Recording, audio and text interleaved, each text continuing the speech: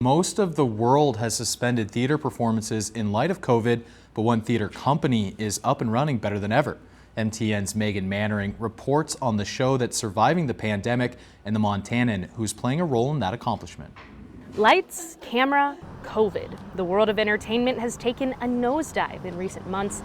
Restrictions on large crowds have halted film production and concert seasons. Broadway is even suspended until 2021. But in Seoul, South Korea, the world tour of the Phantom of the Opera continues drawing crowds of over 1,000 people to each of its 8 weekly performances. We were the only professional-sized show in the world open. Within the elite cast is one of our very own, Kurt Olds. Born and raised in Butte, Olds worked his way through community theater programs, an undergraduate degree at the University of Montana, and eventually made it to the big leagues. I was in the Andrew Lloyd Webber musical Cats, which was my first big show with that organization.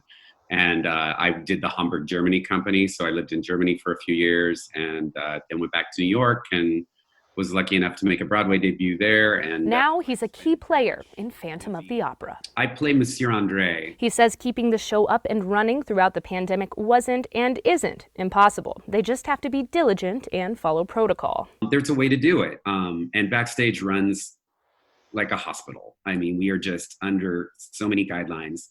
And the testing is very aggressive. The audience members have to register, not only in a tracking situation. So they have a list of everybody that's attending the shows every single night.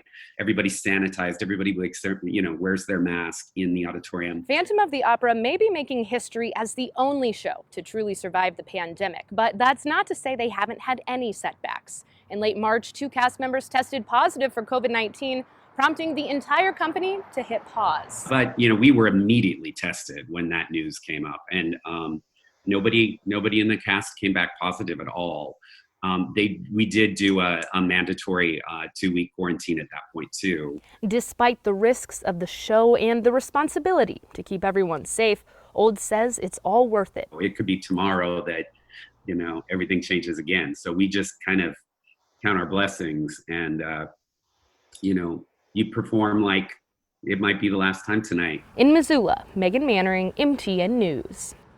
The world tour of Phantom of the Opera will continue running in South Korea until at least next month.